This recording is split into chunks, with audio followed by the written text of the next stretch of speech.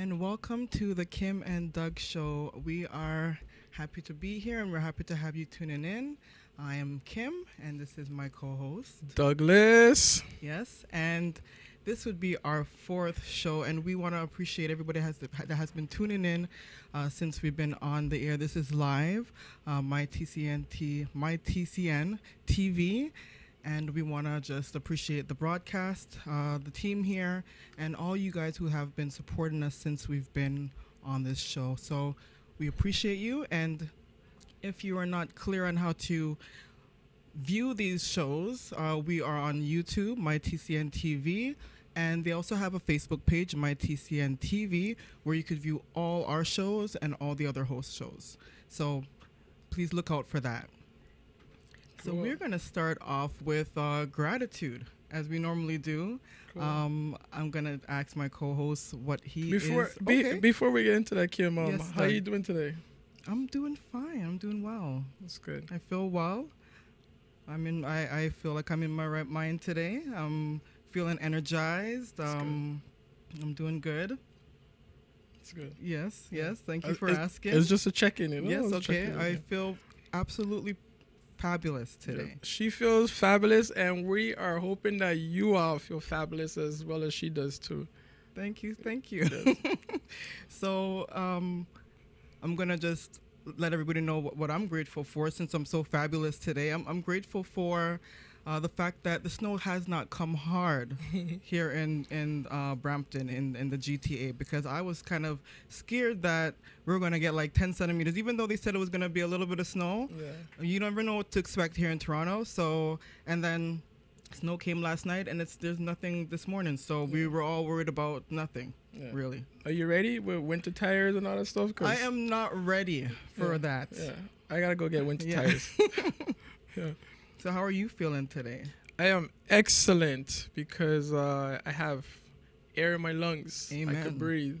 I have hands that can move. I got feet that can walk. Okay. And those are very, very good reasons to be excellent. Because a lot of times when we get, when we become ungrateful for stuff, because we're always wanting more and needing more, and there's nothing wrong with that. We're always supposed to strive for more and get more. But it's always good to remember where you're coming from. Yeah. It's always good to remember your foundation. So I always try to keep that in my mind. I don't always practice it, but I always try to keep it in my mind that just be grateful and happy for everything you currently have right now, right? Including good health, family, friends, shelter. Yeah. I got gas in the car. Yeah. Like, you know what I mean? There's a lot of people Gas on prices are going high right now. Yeah. So we're on a series of different topics, and if you haven't watched the first 3 shows, I believe, you've missed gratitude. Yeah. You've missed imagination. Yeah. And you missed last week was belief. Yes. And we kind of dwindled into the subconscious and conscious mind, and we're going to continue with that. But I hope that everybody's doing their gratitude in the morning. It's not just a morning thing. It's an everyday thing. Giving thanks, meditating on the day's activities, on what you have planned is a continual thing, right? Let's remind them why it's important for the gratitude. Okay, you could remind them. Yeah. Yes. It's gratitude is one of the biggest powers we have, right? It keeps our foundation strong. Yeah. Right? Where instead of complaining and worrying and fearing for the lack of stuff we have in our life, gratitude keeps us focused. It keeps us grounded just by remembering what we do have instead of focusing on what we don't have. If we focus on what we do have, we're able to like calm down, get more structure, get more understanding, and just move forward towards our day.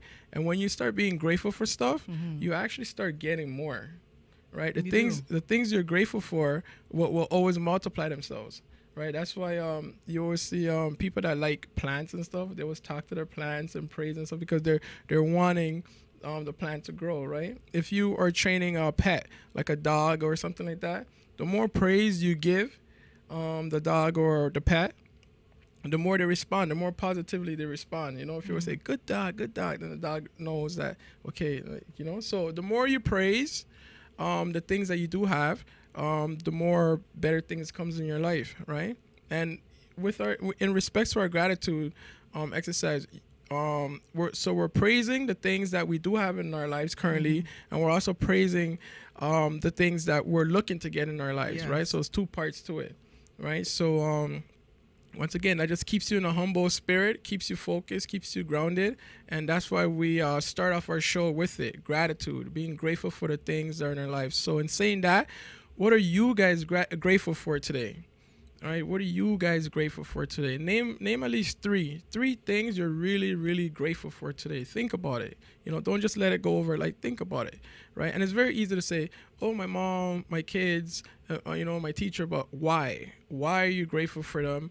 Why are you grateful for the things that you were stating? So think about that. Yeah. And with that, we did imagination, and we had did some activities with imagination, imagining what you want for your future. Yeah. So I think that both aligns together, being grateful for the things you have, being grateful for the things that you desire to have, right? Being grateful for things that you need in your life that hasn't happened yet, but you're grateful that you know that it's going to be happening, which stems from your imagination of what you want in your life. We did vision boards. And in the vision boards, we looked at things that we wanted in our future, right? Family, work, relationships, and how are we gonna get those things was another topic of the imagination. But first, you have to imagine yourself having those things. And then we went to the belief system, which is what do you believe in, right? How are your beliefs? How were your beliefs? Manufactured? Was it from your own? Are you going off your own beliefs, or are there hereditary beliefs that has happened, that has come from family members, friends, some society, religion, anything, culture? So all of that beliefs can affect your imagination and will affect everything else in your life, right? Then we went down to the subconscious and conscious. So all of that together. Now we're going to break down. We had talked about subconscious and conscious mind, and Doug mentioned something last week, which I don't think many of you guys maybe have heard this word. He mentioned something called paradigm. And paradigm is, in a better word, habits, right? Yeah. Habits that you concur when you are a child in your subconscious mind, right? And growing, and you continue this habitual patterns that you sometimes don't even think about. You go around in a circle. Some people don't make it so far because they continue with the same patterns, right? So we're going to break that down. So Doug, you have anything you want to talk about in terms of the subconscious and conscious before we go to our break? It's mainly, so we're mainly speaking of the mind, right? Today's show, did we tell them what the show was going to be about? Or? We talked about the subconscious and conscious, and we're moving into self-image. So we're continuing from the subconscious and conscious mind, and we're moving into the self-image for today. So we're still going to reflect on the subconscious a little bit. Yeah. So in regards to self-image, which is our topic for today, anytime you speak of self-image, you have to think about the mind, right? The mind, that's where everything starts from, right? Because self-image is basically how you see yourself, what you think of yourself and stuff like that. Kim's going to go more into depth with that, but everything's focused on the mind, right? So the mind, what is the mind? Where is the mind? Where does it come from? How does it look like, right? We're going to be breaking all that stuff down today. So the mind is basically consists of many parts, but we'll just speak of two, right? The conscious mind and subconscious mind. And I'm gonna have a little diagram drawn out to show you guys what it looks like and stuff like that. But so the conscious mind is basically where we're able to is where our information comes from, right? We gather information using our conscious mind, right? Information out here in the world, right? So and then from the conscious mind, we're able to think about the ideas that are coming into our mind, right? We're able to identify, adjust, right? Like if somebody was telling you a story and the story was a lie, right? Because we have a conscious mind, we could actually think about it, analyze it, and we have a choice whether we want to accept it or reject it, right? So that's something that the conscious mind does. It has the ability to accept information or reject it, right? And it's interesting because we're gonna find out that most of the time the information that we choose to accept are lined up with our paradigms, which is our habits, like the stuff that we've been programmed for. So when we come back from the commercial break, we're gonna talk about programs, how we've been programmed, where does programs come from, how does it look like. But we'll see you guys soon when we come back.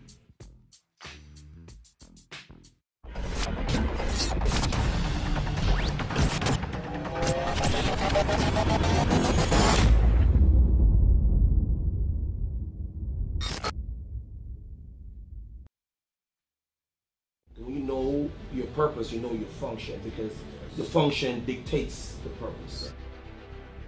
It's not talking about what color this thing is. Life is about a function. And only when you function do you see purpose. This is where we live, just here. What we think. We miss the human when we just focus on the black of the hand or the white of the palm. But my goal in life is to get people to understand their function. Let them feel their love. Let them know you. Let them know your struggle. So when we talk about community, it's talking about coming together, unity.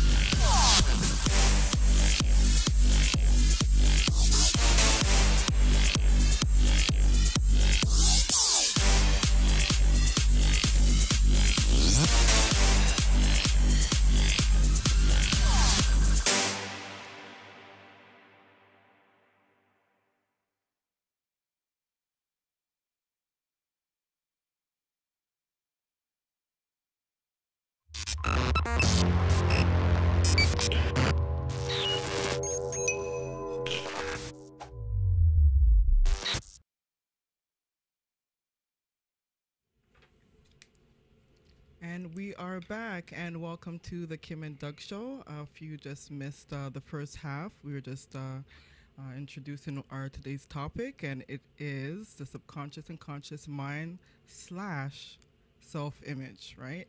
So Doug was just about to explain in great detail the subconscious and conscious mind and how we are programmed. Can I just say something before you start? In when I was growing up, you know, like people would give trouble or kids would give problems or adults would say things that are out of line. And I used to hear this thing that people would say to this person that's not behaving in the way that they deem that this person should behave in. They would say, "Who programmed you this way?"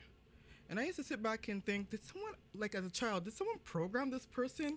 Like, what did they mean by program? And as I grew up, I understood that the subconscious mind that this person, however they were brought up, is this pattern that they cannot stop. You know what I mean? Mm-hmm. Like a kid that behaves a certain way, why do you behave this way, Jimmy?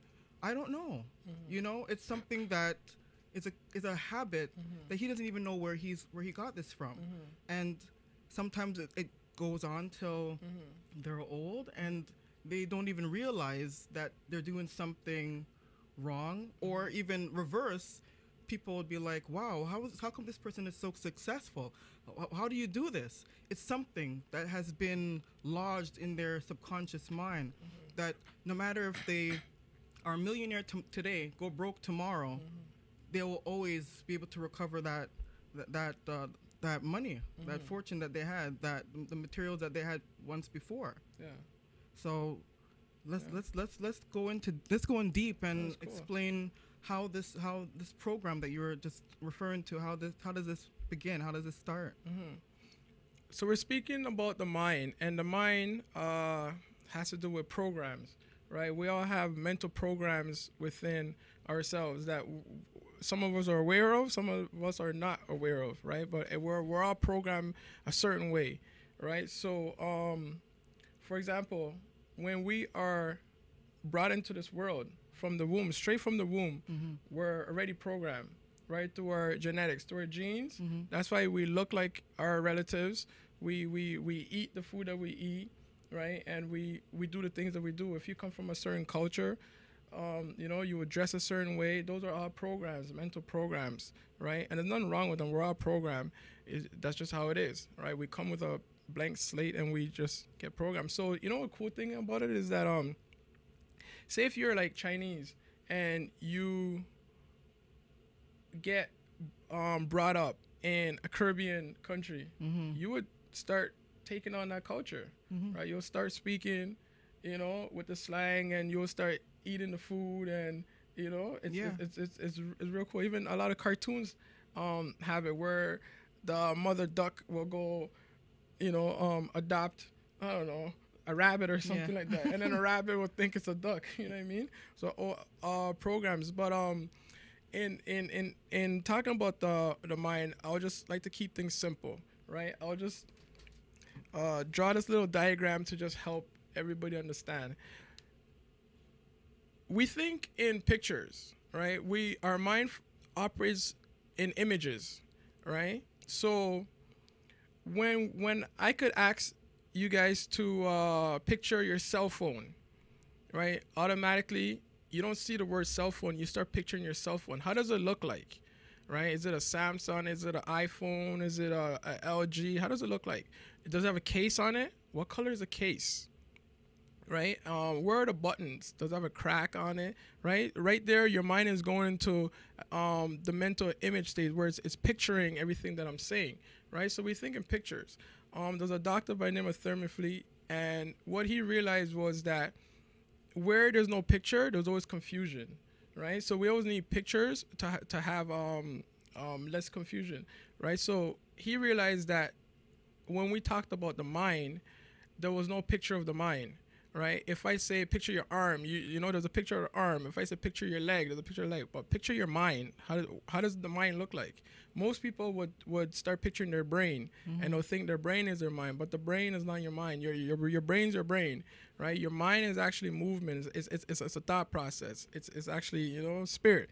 But anyways, I'll just quickly draw what he came up with, and my lovely co-host right here is gonna hold the board for me. So what he wanted to do was create a picture of the mind so we could understand it more better. And he didn't go into anything complicated. What he did was he just basically drew a circle, right? So picture the circle like a basketball or something like that. And in the circle, he basically drew there's a line that goes that separates it. So the top part will be your conscious mind, right? I'm hoping you guys could get this.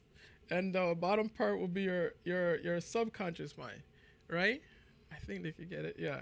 So we'll just speak of the subconscious mind. So this will be the mind, right? The whole circle with the two parts. But we'll just speak of the subconscious mind. So let's just do a big U shape, right? Half a circle for the subconscious mind. So when we were born, right, we're born without a conscious mind because we don't have the ability to think yet, to accept or reject any information that's coming in, right? So let this red lines represent information that's coming in our minds as a baby. So one of these lines could be the food that we eat, right? My background is from Ghana, so the national dish is fufu and a couple other stuff. So I learned to love the food fufu because when I was born, this was what was given to me, and it tastes good, by the way. So all this red line represents the language you speak, right? When as a baby, we're all linguistic geniuses because we can learn any language we want, right?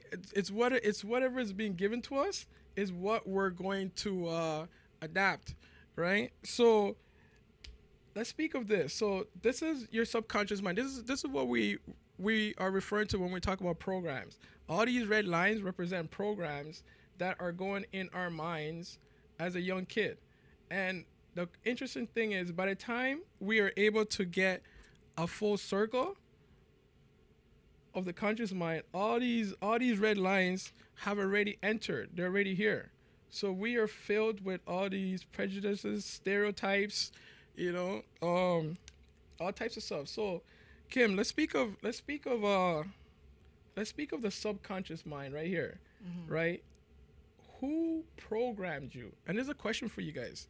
First of all, now that you have learned that you are programmed, let's speak of this. When you were a young kid, who programmed you? We could put this down. Who programmed me? Yeah, like who raised you? Who raised me? Yes. I raised myself. No. No. My mom and my dad raised me. Yeah. So I was programmed by 2 people that were programmed by 4 people that were programmed by 4 people that were programmed by all of that in me. Yeah. What kind of programs did they have for you? And because my parents were both born in the same culture, it was both similar but at the same time different, because we have to remember one is a male and one is a female. But my mom, she had a very strong personality, and as did my dad. And they both told me to do this, told me not to do this. So and my dad, he used to do this thing where they do the army on push-ups. No, when they do the army on where they have their base, army base in Canada, in Toronto. Yeah. So he was in the army base in Canada, right? This man wanted me to join the army, and I was like, no, I don't think so. I don't think that's gonna work out. But he would program me with all these information. Like, as a child, my mom would tell people, growing up, my mom would tell people as a child, I would never mess up the place, because I was programmed, if this was here, don't touch it. If that was there, don't do that. If someone was speaking, don't speak. Look this way if you're going to go this place. Look that way if you're going to go that place. So all of that information. So today, that's the stuff that I hold, and like we go back to beliefs, right? So certain things that I believe in, certain my personality, principles, the values. So all of that was from my parents. So that's how I got programmed. Yeah. And the reason why we're bringing up this topic, guys, because remember, our show is to help change the way we think. We're raising awareness for you to gain more awareness, right? We're raising awareness for you to gain more awareness, because with awareness comes everything. Yes. Right? So who programmed you? Yeah, I'm talking to you guys. Who programmed you? Think about it. Who programmed you, and what kind of programs do you have, right? This is the part where I want you to start thinking, right? Like, why do you act the way you act? Why do you speak the way you speak? Why do you think the way you think? Who was responsible for that? Right? And I hope it was a TV. TV. There's a lot of messages on TV. But if it was TV, I hope it was a good program on TV. But think about it while we go on commercial. Think about that. Who programmed you?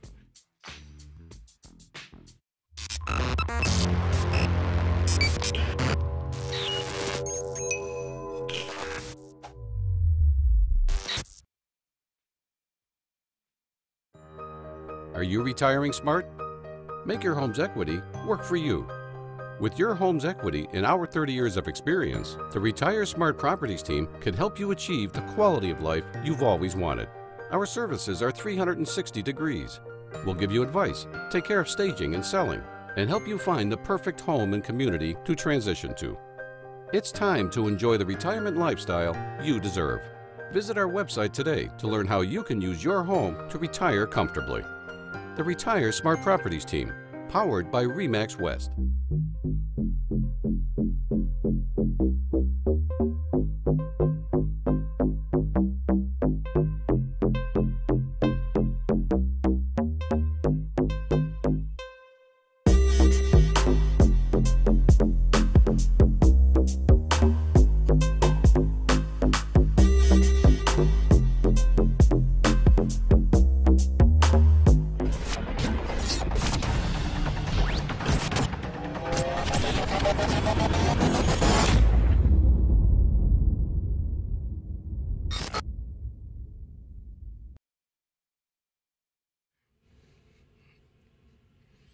Hello, hello, hello.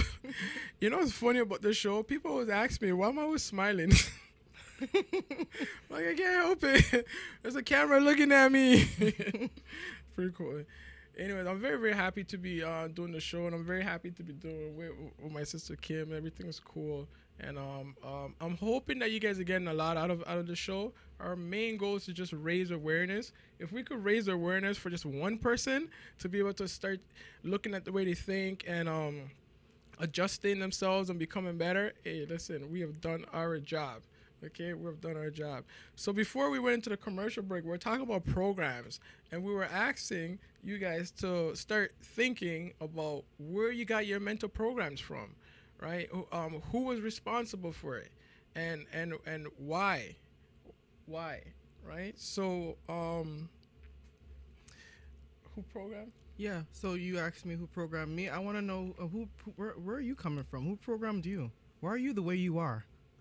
That's an interesting question, you know. My mind goes right back to my grandma. My grandma was like one of the most loveliest persons out there. Like, I love her so much. She's gone and passed away a long time ago, but she was the one that raised me. She had to do a lot with my mental program, with my confidence and everything like that. She used to just give me praise, the most praise. I couldn't do nothing wrong. And the more praise she gave me, the more I wanted to do more good for her, just to make her just be more happy and I guess to continue to praise me. Yeah. You know, she always used to believe in me, encourage me, and just love me, right? And That's nice, yeah. I always felt that connection, and I really, really, really love her and appreciate her for everything she has done. But as I got older, my program ended up in the streets, Kim. Oh, goodness. Yes. It ended up in the streets. Streets raised me, man. I lived on Jane Street all my life, right? I don't live there anymore, but I lived there for like 20 years. And 20 good years of like my being, right? And, you know, living in those environments, especially back then, we just looked at what the older guys were doing. And I was one of those kids that never had a dad, and my mom worked 2 jobs, so I was outside every day, right? I was allowed to be outside. Not allowed, but there was nobody home. Who's gonna tell you not to go outside when there's nobody home, right? So I just hung out with the older guys, did a lot of stuff the older guys did, and picked up a lot on their habits, and hence that's why on the other show I mentioned that I always thought that to come up in life. The only ways were either to hustle in the streets or to be a very good athlete, right? At that time, the music industry wasn't that big yet, you know. So like, my paradigm was you either hustle or you go become a very good athlete. And now I look back at that mental programming, and I'm so glad it's gone because I have 2 boys now, and they don't think that way at all. They know sky's the limit. Whatever it is you want to do, put your mind to it, focus on it, believe, and it will happen, right? So yeah, shout out to my grandma. Shout out to your grandma and to your mom. Yeah. How was your mom doing? Did she go on the cruise? Yeah, she's still enjoying it. She's still sailing away. Wow, that's awesome. I'm gonna have to take a trip myself, courtesy of Doug, right?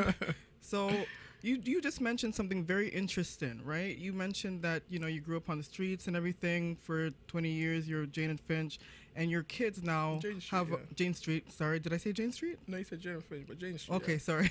I guess. So you said that you were programmed a certain way because of your environment, right? Yeah. And earlier we touched on the program genetics, and another program is environment, right? Yes. And now your children are a little bit different programmed. And how does that work?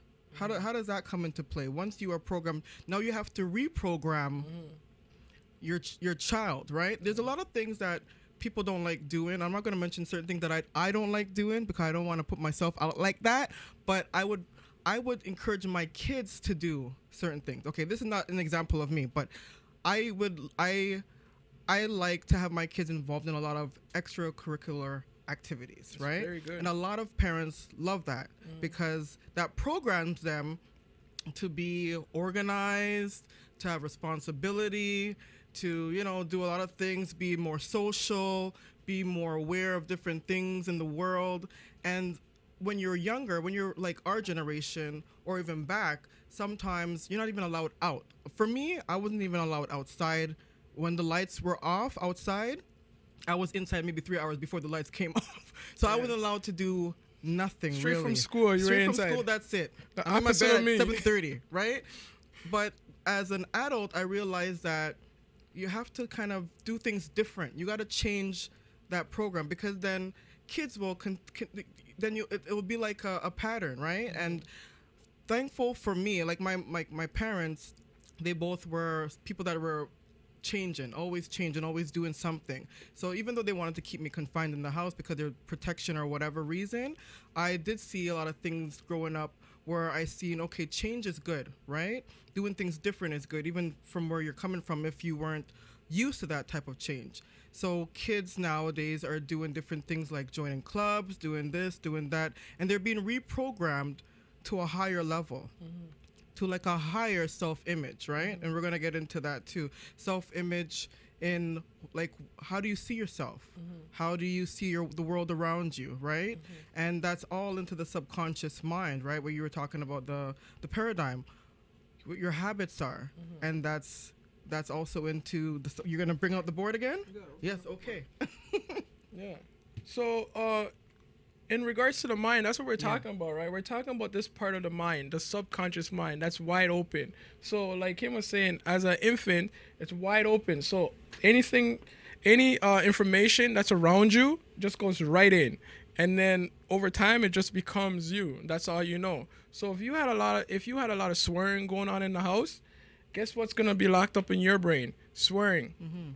I remember hearing some people saying, this is the way I am, and I can't change. It's just the way I am. Yeah. And what they didn't realize was that that's not how they are. That's just the way that they've been programmed. And if you are not happy with it, you could reprogram yourself to become different, right? And I remember hearing that a lot. When I was young, this is just the way I am. Leave me alone. I'm just like this. I'm just like no.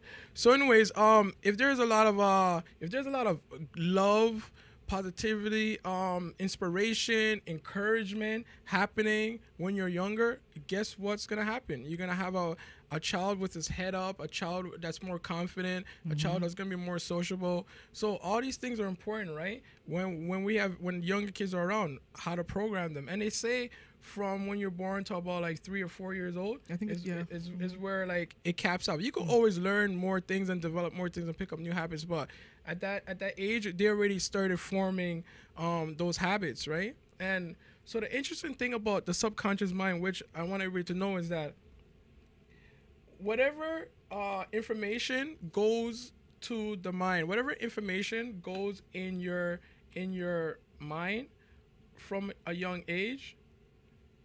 So say if you lived in a house where there was a lot of smoking going on, like this, everybody smokes in the house, right?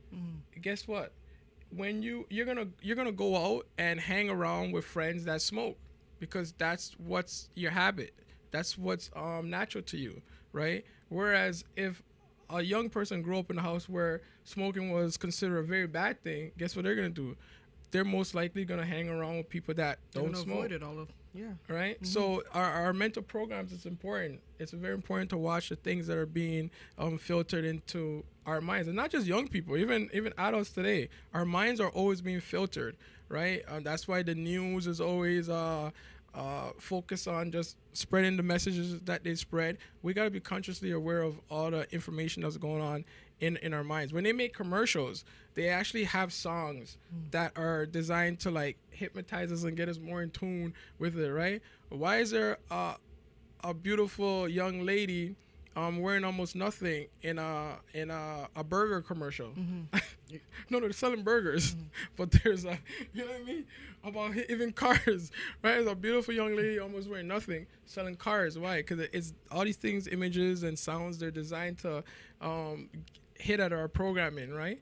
So in regards to that, that's basically the conscious and the subconscious mind. There's more I could say about it, but I just want to keep it light, right? We're gonna move forward to our subject, self-image. And self-image comes from how we think of ourselves, and some of us yeah. Well, So- we're gonna go into commercial. So, So I don't want to speak too much about it, but we're gonna definitely go into self-image, which, as my co-host was saying, is lodged into our subconscious mind, and that's how we see each other, how we see ourselves, and how we see the world. So we're gonna get into that, and we're gonna explain, how you can change your self-image, and people who have had low self-image, poor self-image, negative self-image of themselves, and how they changed it to a positive self-image of themselves. So we're gonna get into that right after these commercial break.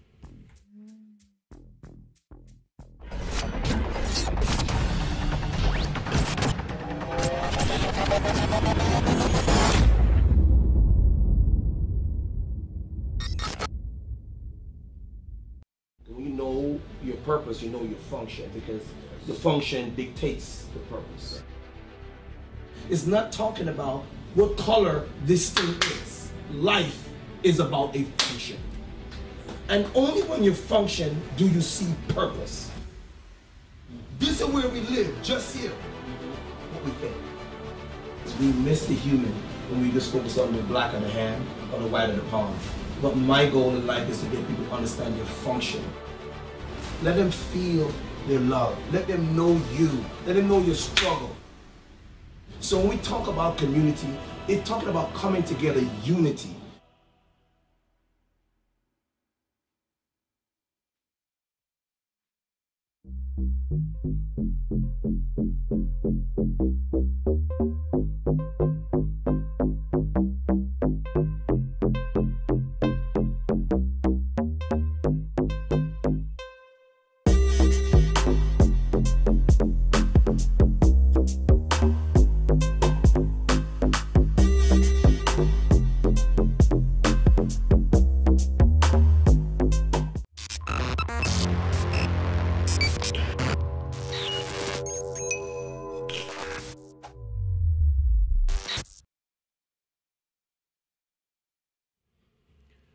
And we are back. And how are you enjoying the show, Doug?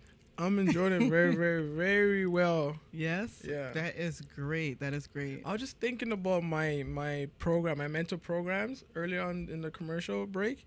I was just thinking how very fortunate I am to be thinking the way that I'm thinking and be having the things that I'm having coming in my life, and it's all due to my programs. Like, I remember my son said to me a few weeks ago, he said, "Dad, I don't know who I would be without you." Oh, wow. That was like That's one of the nice. biggest compliment ever. You know what I mean? And the interesting thing is that I don't live with him, so he comes he comes by me every week. He works with me, but for me to have that impact on him without being there like 24 hours a day was just one of the greatest things I could have heard. Right? That's awesome. Yeah. So that kid's going to get what? More candy, more shoes, more dad's love. That's priceless. Right? Sometimes when they come to work with me, people will say, "Do you pay them?" I say, "Yeah, with dad's love." And I'm like, dad's love is priceless. That's enough. No, dad's love is priceless. A lot of people don't even have no male figures in their life, right? And I could pay you $100, or I could pay you with dad's love. Dad's love is 100 times better than the $100. It makes sense, right? Yeah. I know. I normally get that response from people, and they're like, "No, but you gotta pay them." Yeah. They do. They have everything. All right. So we were just ending with self-image, right? And normally when people think about self-image, they think of what they look like. Self-image. They think about how they look, but that's just your reflection, right? Self-image is a mental thing. That's who you are, how you think about your environment and everything else like that. So we don't have enough time to really go into what I want to speak about, but we're gonna just talk about a little piece of self-image, and that's how you look physically, how you look. And you would see a person, they're dressed well, They have a suit tie on. They have a hat. They even have a briefcase. And there's nothing in the briefcase. They're not going nowhere. But they have in their mind that they're on a mission to find something, to do something, to get a job, to do something. But they use the clothing as a way of motivation, right? Other people probably would do like a name change, like like I'm gonna use Sean Combs. I don't even know if that's his real name. He has so much names. I don't even know if that's even his actual given name. But we'll use Sean Combs. He's changed it to Puff Daddy. Then he changed it to Diddy. Then he changed it to I don't know. There was something in between. Then he changed it back to Diddy, and then now he's Brother Love, right? He's Brother Love now, and self that self-image. So he's using that as a way of changing who he is. He's always changing, right? Many people will change how they look, right? They want to look like this actress or that, singer or this person because maybe they feel like that will help them get a job or be more popular or anything like that. I don't know what people really do those things for, but what I do know is they're doing it because they want to achieve a goal, right? And when they achieve their goal, sometimes they continue to change or sometimes they stop, right? So we're gonna talk a little bit about some people that have changed the world by changing their self-image, right? Brief, I'm going to talk about Malcolm X, and he was known as the Detroit Red, and he changed his self-image dramatically. He grew up in foster homes. He was a gambler. He was a pimp, I believe. He was everything that was you would deem to be like bad, right? He spent like 6 years of his life in prison, and many people don't even really know that. And when he came out, he changed his whole self-image. He was a new person. I don't even think even if his mom seen him, she would have recognized him. He was a new person. He changed the way he spoke, the way he dressed, the way he thought, the people that he surrounded himself with. His whole environment, his whole being has changed, right? And if he can do something like that, we can do something like that. Not to that, we're not trying to now be Malcolm X, but we can change who we are for the better, right? We can change who we are to do better in life and to help those around us. Mm-hmm. You want to talk about someone I know you have someone who's changed their self-image. Yeah, there's a few. Obviously, there's a lot of people that have changed that had low self-image and then changed it for the better. But one of the guys that came to my mind was Mr. Bean. I saw Love that show. a quick show about him, of his upcomings and what he endured to be successful. And real quick, it stated that he was a very hard worker. And so he got admitted to Oxford University. In Oxford University, he started taking acting classes, and he was involved in comedy acting. But because he had a stuttering problem, he would not get very much roles. Wow. Right? Because he wanted to do acting, and he used to stutter a lot, so he got rejected from a lot of roles. And then one thing he realized was when he got to play other characters other than himself, his stuttering sort of went away. Wow. Right? So he thought he was going to get more roles. But then he quickly learned that even though he was doing better in regards to speaking, they were still rejecting him because they said his face didn't look like, I don't know, like how Brad Pitt's face would look like or something like that, right? Okay. So he got a lot of rejection based on his looks, right? But one thing I loved about him was he believed in himself and he kept on going, right? So that's something that he started off with a low self-image, but he picked himself up and he was determined, right? So what he decided to do was make a show where he doesn't speak, right? So Genius. Yeah. So he was given a lemon and he made lemonade juice with it. Just added some sugar and water and made lemonade juice, right? So and now he's worth over 132 million. right? Wow. And he's one of the like And doesn't A-list speak celebrities. at all. Yeah, wasn't that show funny? That show, I would watch that show every time. I would wait for that show. The guy doesn't speak. He doesn't speak in the show. He just acts.